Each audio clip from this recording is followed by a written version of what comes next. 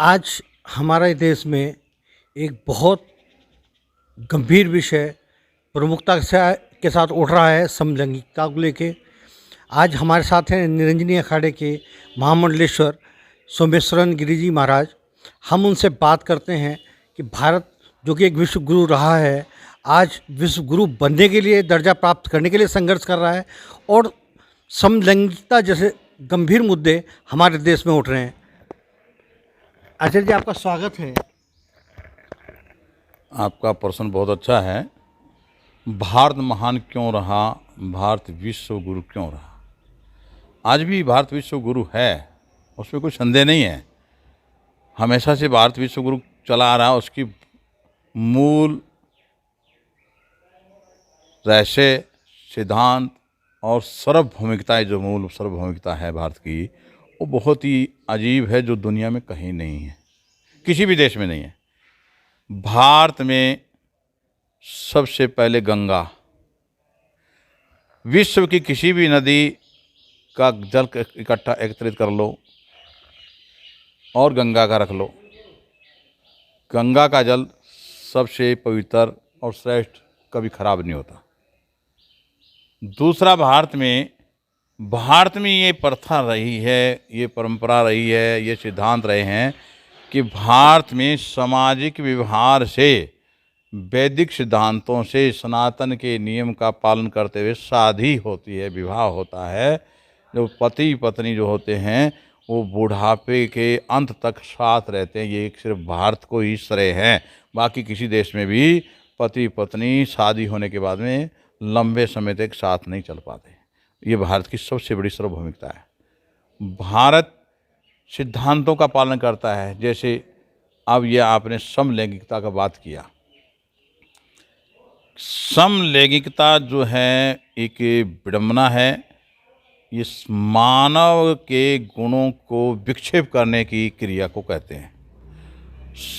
धर्म क्या है? मानव से धर्म है, मनुष्य से धर्म है। मनुष्य जिस चीज़ को स्वीकार करता है उसका नाम सिद्धांतों में जोड़ देता है। पर हम पहले देखें पक्ष और विपक्ष कैसे बना। पक्ष क्या है, विपक्ष क्या, क्यों बना? पक्ष विपक्ष का कभी भी न्याय संतोषजनक होता नहीं है।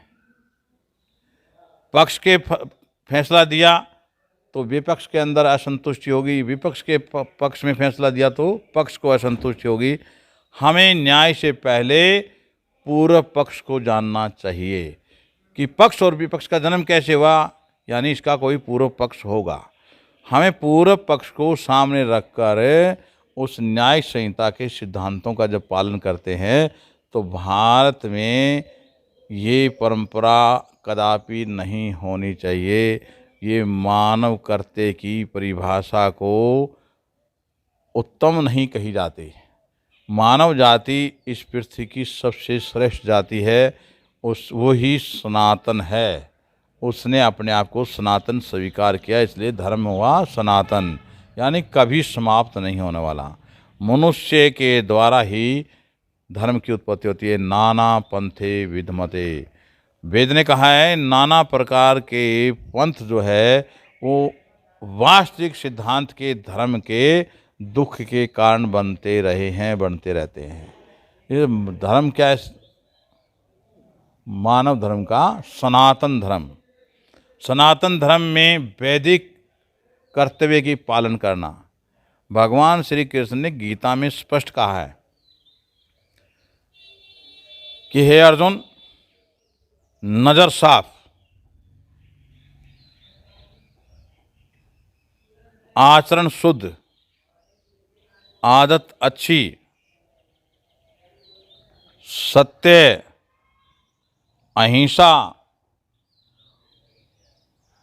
और चरित्र ये मजबूत, कि हम सत्य से जरा सी भी हिलेंगे नहीं।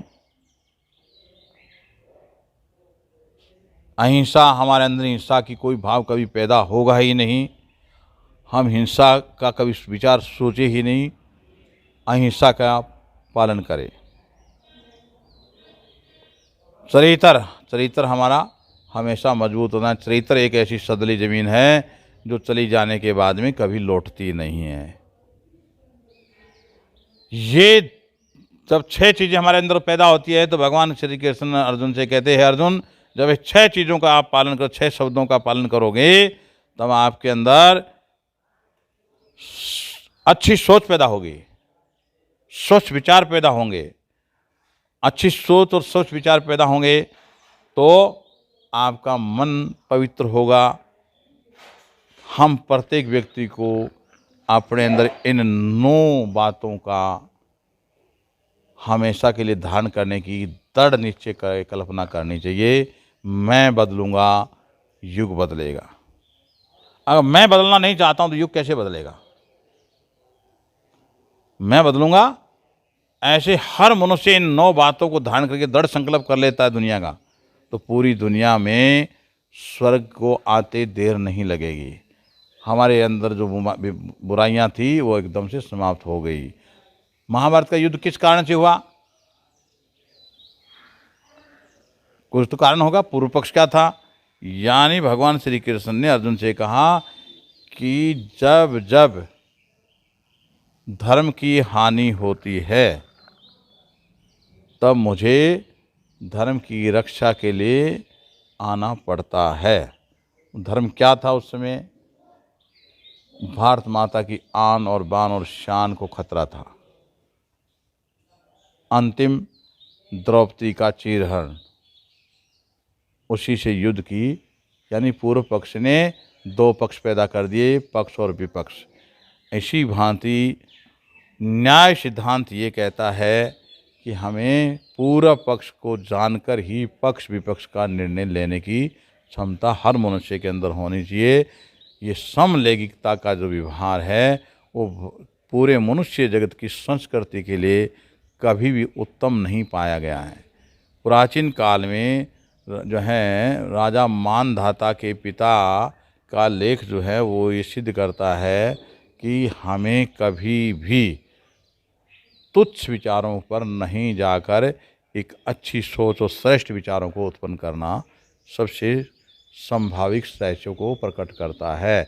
हम तो मनुष्य है ना, मनुष्य से स्वच्छ, पवित्र, विवेकशील और विचारशील कोई नहीं हो सकता अगर वो 9 बातों को धारण कर लेता है। ये 9 बातें ही मानव धर्म की सबसे श्रेष्ठ उपलब्धि है। और जब ये हमारे अंदर नहीं है तो हमें मनुष्य कहलाने में भी दिक्कत होती है। मनुष्य तब कहलाता है जब वो मानव धर्म के गुणों का पालन करता है, सनातन का पालन करता है। नित्य शाश्वत व सनातना, मैं नित्य हूँ, शाश्वत हूँ, कभी समाप्त नहीं होता हूँ, मैं सनातनी हूँ, इसलिए वो सनातन है। आपके दादा परदादा थे तो आप उनका नाम लेते हैं। इसी भांति सनातन हमें अवलोकित करता है। हमें समाज के अच्छी सोच के विचारों को प्रकट करने के लिए सभी मनुष्य का कर्तव्य है हम उस ओर बढ़े जिससे पृथ्वी पर शांति सद्भावना प्रकट होगी। हजारों वर्षों से, लाखों वर्षों से मनुष्य का उत्पत्ति का अभी तक कोई विशेष लेख कहीं नहीं मिला है। कब पैदा हुआ था? हम सर्व युगों के आदि वर्णन करके इस पुराणों के आधार पर, शास्त्रों के आधार पर चर्चा कर लेते हैं, परंतु अभी तक इस मनुष्य की उत्पत्ति का पूर्ण रूप से तिथि का हमें कोई ज्ञान नहीं है। जब से ये मनुष्य आया है तब से लेकर आज तक मनुष्य विद्वान भी हुआ है, पढ़ा लिखा विद्वान बहुत एक से एक श्रेष्ठ हुए हैं, परंतु ये लड़ाई झगड़ा का क्यों नहीं बंद हुआ? आज तक लड़ते ही आ रहे हैं ना। नया क्या किया मनुष्य ने? नया क्या किया? ये बहुत जरूरी बात है ना कि आज तक पृथ्वी जब से आई है तब से मनुष्य आया है तो सभी प्राणियों से हटके है ना मनुष्य, और वो सबसे हटके है तो फिर आज तक वो लड़ता झगड़ता आया है। उसने कभी इस सम्यक नीति को अपनाने की चेष्टा की है? यानी इता को नमस्तु मूढ़ आत्मा स्वार्थे परमादति दुर्लभम मानुष्य तत्रापि पौरुषम। ये मनुष्य जन्म पाकर स्वार्थ के वशीभूत होकर नाना प्रकार के क्रियाकलापों में जाने से मानव धर्म खतरे में आ गया है। अन्य धर्म की बात तो बाद है, क्योंकि अभी तक हमेशा से मानव धर्म खतरे में रहा है। कब युद्ध नहीं हुए, कब आपस में लड़े झगड़े नहीं। और इस दुनिया के हर मनुष्य को पता है कि साथ में कुछ भी लेके नहीं जा सकते, ना लेके गया कोई पूर्व में, यही सब छोड़ के गए ना। तो जब ये जानते हैं, तो जानने के बावजूद हम विद्रोह क्यों कर रहे हैं, हम असामाजिकता में क्यों जा रहे हैं? हम अच्छी सोच में जाए, स्वच्छ विचारों में जाए। हम हर रोज़ उठते ही भगवान से कहे, हे प्रभु मैं बदलूंगा, मैं इन 9 बातों को धारण करूंगा, तो युग बदल जाएगा। कौन कहता है युग नहीं बदले? मैं बदलूंगा तब युग बदलेगा ना। मैं युग को बदलने की चेष्टा करता हूं, तो युग तो मनुष्य के द्वारा है ना। मंडेसर जी, सबसे बड़ी बात है कि भारतीय संस्कृति, संस्कार, विविधता में एकता, अनेक भाषाएं, यही हमारे को सबसे सभी देशों से अलग और महान बनाती है, हमारे देश को। हाँ। लेकिन आज हमारे देश में जब समलैंगिकता की बात उठती है तो पश्चिमी सभ्यता हावी होती दिखाई देती है और भारतीय संस्कृति कहीं पिछड़ती हुई नजर आती है। हम वहीं पर जाने वाले थे, आप तो बोले ठीक है। तो मंडेसर जी, सबसे बड़ी बात है कि जो हमारे संत हैं आज किस भूमिका में हैं? संत अपनी भूमिका को अपने सिद्धांतों से पालन कर रहे हैं, पर भारत विविधताओं का देश, भारत गांव का देश, भारत कृषि प्रधान देश हमेशा से रहा है। गुरु नानक ने भी कहा है, बोली बखरी बखरे सब दे पेश, देखो किड्डा सोना मेरा देश। भाषाएं अलग अलग है, वेशभूषा अलग अलग है, अलग अलग अपने अपने संप्रदाय हैं, अलग अलग जीवन हैं, फिर भी सब प्रेम और सद्भावना से मिलजुल कर रहते आए, उससे अराजकता नहीं आए। तो वो देश भारत सबसे उत्तम इसलिए माना गया था कि यहाँ एक काल ऐसा रहा था, राजा हमारे दलीप हुए, उस समय ऐसा हुआ, राजा जो हैं दलीप के बाद अज हुए, रघु हुए, जहाँ तक बिल्कुल दशरथ के कुछ काल तक भी यही समय चला, जिसमें किसी प्रकार की हिंसा नहीं थी। और जब हिंसा किसी भी देश या मनुष्य या प्राणियों में आ जाती है, पशु पक्षियों से लेकर मनुष्य तक, प्राणियों से लेकर सब तक, तो हिंसा जब आ जाती है तो मानव धर्म अपने आप से, अपने मौलिक धर्म से छिन्न भिन्न होना शुरू हो जाता है, सिद्धांतों के पालन करना बंद कर देता है। भारत विविधताओं का देश इसलिए रहा कि यहाँ ऋषि मुनि, योगी, तपस्वी और संत फकीर पीर जितने भी जो हैं अवतरित हुए हैं, उन्होंने सिर्फ एक ही शिक्षा दी कि अच्छी सोच, स्वच्छ विचार, प्रेम करो। प्रेम ही सबसे बड़ी जीवन की पराकाष्ठा है। अगर हम इससे जरा भी तुच्छ भी इधर उधर होते हैं तो हिंसा प्रकट हो जाती है। ज्ञानी भगवान आदि गुरु शंकराचार्य जी ने लिखा है, अमर तत्व से नासा अस्ति वितेन तवे ही श्रुति बर बीती कर्मणो मुक्तिर हेतु संफुट यता।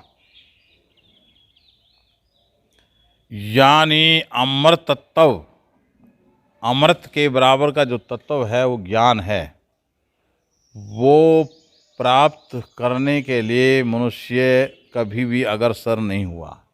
आज तक के इतिहास में मनुष्य जन्म से लेकर मृत्यु पर्यंत धन की लालसा से दौड़ता रहा, उसी धन की लालसा से वो अपने को निठुर कर दिया। धन से आप यश प्राप्त कर सकते हैं, कीर्ति प्राप्त कर सकते हैं, वैभव प्राप्त कर सकते हैं, धन से आप ऊंचाइयाँ प्राप्त कर सकते हैं, परंतु धन आपको कभी भी अमर तत्व सिद्धांत का समावेश प्रकट नहीं कर सकता। ये कटु सत्य है।